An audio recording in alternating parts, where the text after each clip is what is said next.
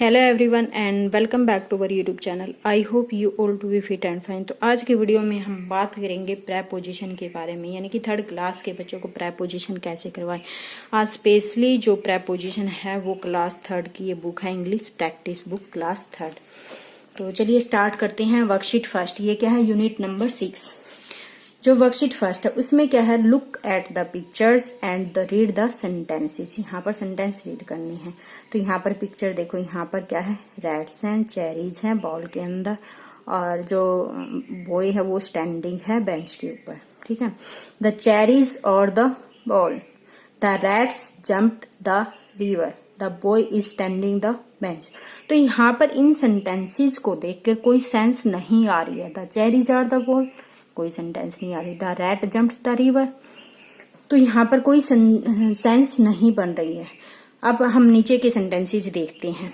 The cherries are in the ball, the rats jumped into the river, the boy is standing on the bench. तो यहाँ पर जो इन, into, on, यहाँ पर ये क्या है, हमारी प्रेपोजिशन है। प्रेपोजिशन क्या होती है? प्रेपोजिशन जैसा कि नाम से ही स्पष्ट है, पोजीशन, यानी कि जो एक ऑब्जेक्ट की पोजीशन दूसरे ऑब्जेक्ट के रिस्पेक्ट में हमें बताती है, यानी कि जो पोजीशन को बताती है वो क्या होती है, हमारी प्रेपोजिशन होती है। ये क्या है, रिलेशन बताती है, किसी ऑब्जेक्ट का दूसरे ऑब्जेक्ट से क्या रिलेशन है। तो ये सभी हमारी क्या होती हैं, प्रेपोजिशन होती है। तो यहाँ पर इस सेंटेंस में क्या है, इन, इनटू और ऑन। इन, इनटू और ऑन। यहाँ पर क्या है, the cherries are in the ball. जो चेरीज का रिलेशन किसके साथ है, बॉल के साथ। Rats jumped into the river, jumped river, यानी कि जंप कहाँ कूदा, रिवर में कूदा। Standing, the boy is standing on the bench, यानी कि स्टैंडिंग खड़ा है, कहाँ पर खड़ा है, बेंच के ऊपर। ऑन मीन्स ऊपर, इनटू मीन्स में, यानी कि उस टाइम मूवमेंट हो रहा है। जम्प्ड इनटू द रिवर, यानी कि वो जो रैट्स हैं वो कूद रही है नदी में, तो उसके लिए हम इनटू का यूज करते हैं। और जो इनटू है वो क्या है, टू होता है जाने के लिए और इन होता है में, यानी कि इन टू रिवर, रिवर में जाने के लिए कूदी। ठीक है, तो यहाँ पर जो इन, इनटू, ऑन, ये हमारी क्या होती है, प्रेपोजिशन होती है, यानी कि जो रिलेशन बताती है एक ऑब्जेक्ट का दूसरे ऑब्जेक्ट से क्या रिलेशन होता है।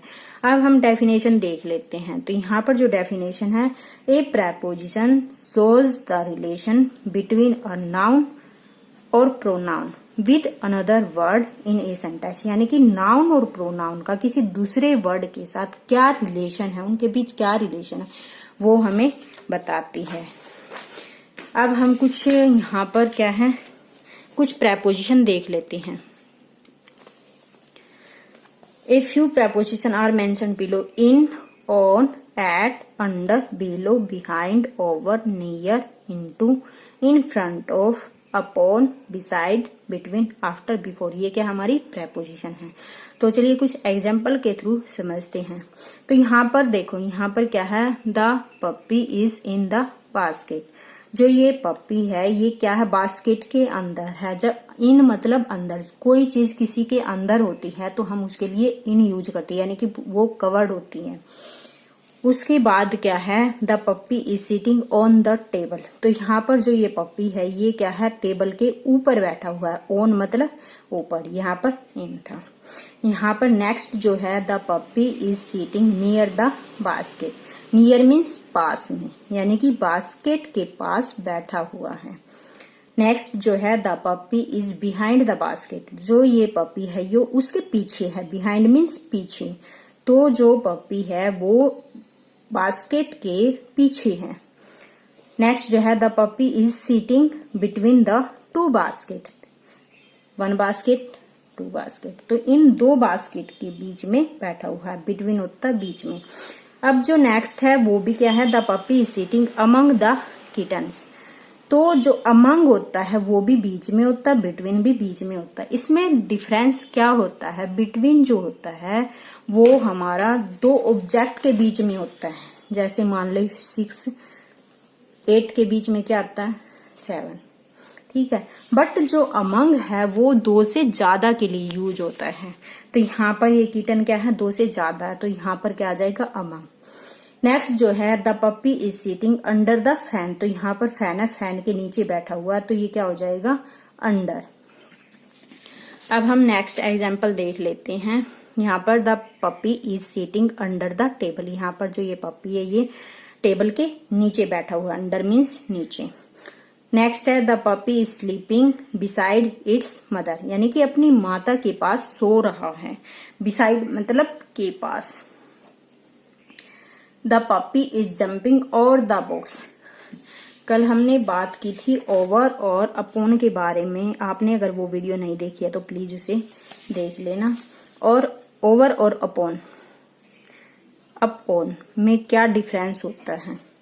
ओवर मतलब कि जैसे यहाँ पर कोई टेबल है और कोई किटन है यहाँ पर, ठीक है, वो इसके ऊपर से जंप करके दूसरी साइड जाती है, उसने जंप किया और दूसरी साइड चली गई, तो वो क्या होती है ओवर। यानी कि the cat jump over the table, वो टेबल के ऊपर से कूदी। जब ये अपॉन क्या होता है the cat jump upon the table, यानी कि ये यहां से कूदी और इसके ऊपर जाकर बैठ गई।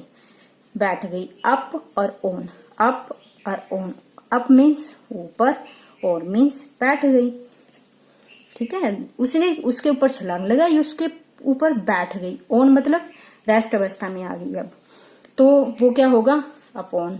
और जब ओवर यानी कि एक स्थान से दूसरे स्थान पर जाती है वो क्या हो जाता है ओवर हो जाता है। तो यहाँ पर इसने क्या है the puppy is jumping over the box, ये उसके ऊपर से कूद रहा है, यहाँ पर इसके ऊपर जाकर नहीं बैठा है, तो ओवर द बॉक्स। नेक्स्ट है the puppy is going into the canal. In और टू, इन मतलब जाना, टू जाने के लिए यूज होता है, इन मतलब में, तो वो उसके अंदर जा रहे हैं, यानी कि उस टाइम पर मूवमेंट हो रहा है इनका। नेक्स्ट है the puppy is running around the basket, ये अराउंड होता गोल, अराउंड होता है चारों ओर, तो ये इसके चारों ओर क्या है चक्कर लगा रहा है, ठीक है। नेक्स्ट लाइन में अब यहाँ पर हम क्या करेंगे प्रेपोजिशन को फाइंड आउट करेंगे, अंडरलाइन करेंगे।